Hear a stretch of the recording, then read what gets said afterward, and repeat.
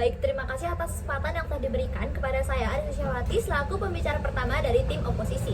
Di sini saya akan membahas dan juga memperdebatkan kembali mosi yang kali ini kita perbincangkan, yakni bahwa pejabat pemerintah dilarang menggunakan pemengaruh media sosial atau influencer dalam mensosialisasikan kebijakannya.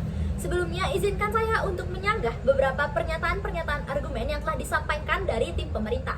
Sebelumnya, tim pemerintah mengatakan pada argumen pertama, legitimasi demokrasi. Dengan bagaimana kebijakan publik ini dipromosikan, dan tim pemerintah menganggap bahwa kebijakan publik yang disosialisasikan ini tidak boleh disederhanakan atau disimplifikasi. Namun, jika kita tinjau bahwa jika kebijakan publik ini tidak disederhanakan, utamanya bahasa yang digunakan juga tidak sederhana, apakah masyarakat umum itu bisa langsung mengerti akan bahasa yang digunakan yang tidak sederhana ini? Dan terutama dengan karakter masyarakat Indonesia yang tidak kritis dalam mengolah informasi yang diterima. Kemudian, sanggahan kami yang kedua, di mana tim pemerintah mengatakan bahwa influencer ini sebagai bentuk pengalihan tanggung jawab pemerintah. Namun, penggunaan influencer itu merupakan perpanjangan pemerintah untuk menjangkau masyarakat luas, serta informasi yang diberikan influencer ini tidak terbatas ruang dan waktu. Nah, untuk membentuk pribadi influencer yang berkompeten ini dalam menyampaikan informasi, maka akan kami sampaikan di bagian mekanisme. Lalu yang ketiga, tim pemerintah mengatakan meskipun eksposur informasi yang terlimitasi akan jadi lebih baik daripada penggunaan influencer. Namun, jika kita kritisi lebih jauh lagi, jika hal ini terjadi, maka informasi yang melibatkan banyak perantara ini pun akan menimbulkan miskonsepsi. Dan memasuki urgensi perdebatan kita kali ini, mengapa kita harus menggunakan influencer dalam mensosialisasikan kebijakan publik? Esensi kebijakan publik itu sendiri adalah dibuat, diketahui, dan dilaksanakan oleh semua lapisan masyarakat. Sehingga influencer yang sebagai perantara ini dalam menyampaikan kebijakan publik agar lebih mudah dimengerti oleh seluruh lapisan masyarakat. Dan di sini kami membawakan mekanisme sebagai solusi dalam mensosialisasikan kebijakan publik ini. Yang pertama, influencer yang dipilih harus memenuhi kriteria dan ketentuan.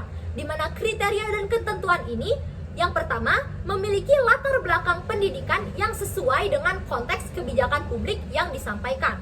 Lalu yang kedua, memiliki rekam jejak yang baik yang dibuktikan dengan SKCK atau surat keterangan catatan kepolisian. Lalu mekanisme kami yang kedua, di antara influencer dan juga pemerintah ini harus memiliki kontrak kerja yang jelas. Lalu yang ketiga, influencer harus diberikan pelatihan sebelum mensosialisasikan kebijakan publik yang akan disampaikan ke masyarakat. Sehingga kebijakan publik yang nantinya akan disampaikan ke masyarakat ini akan lebih mudah dimengerti oleh masyarakat luas.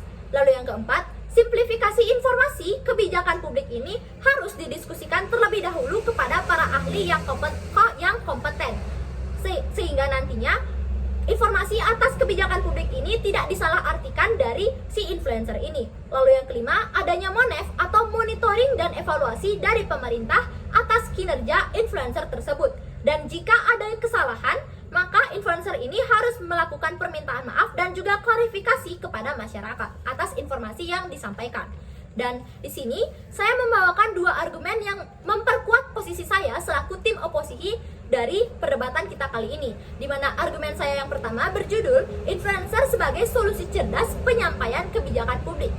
Penyampaian informasi melalui influencer ini dapat menjangkau hingga lapisan masyarakat yang paling bawah, di mana esensi informasi ini merupakan tokoh terpercaya dalam komunitas khusus dan mempertahankan pengikut yang setia. Dan influencer ini pun memiliki kemampuan persuasi yang baik sehingga mampu mempengaruhi masyarakat untuk lebih tahu dan melaksanakan kebijakan publik.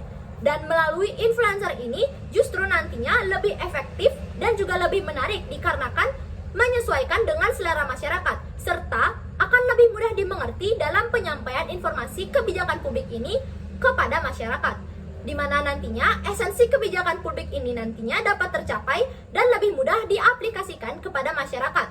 Sebagai contohnya, salah satu influencer dalam menyuarakan vaksinasi bagi masyarakat Indonesia sebagai perwakilan dari masyarakat generasi muda. Dan memasuki argumen kedua saya, berjudul kebijakan publik kaku tanpa influencer.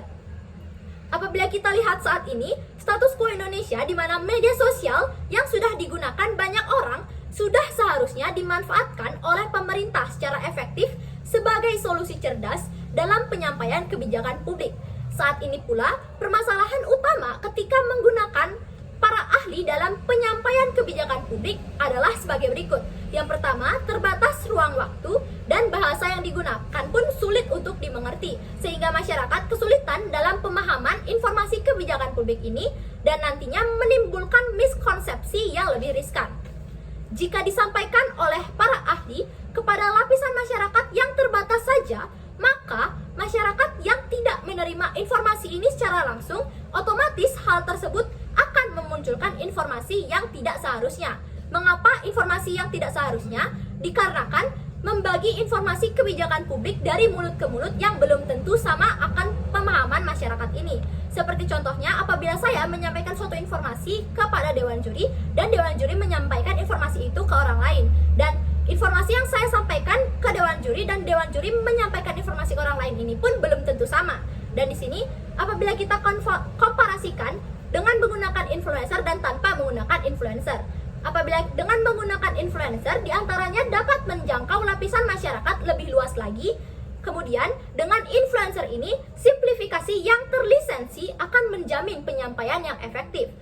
Dan juga lebih hemat dalam pengeluaran biaya, seperti tidak perlu membayar stasiun televisi tertentu atau cara konvensional lainnya, seperti brosur, surat kabar, diklat, dan lain sebagainya.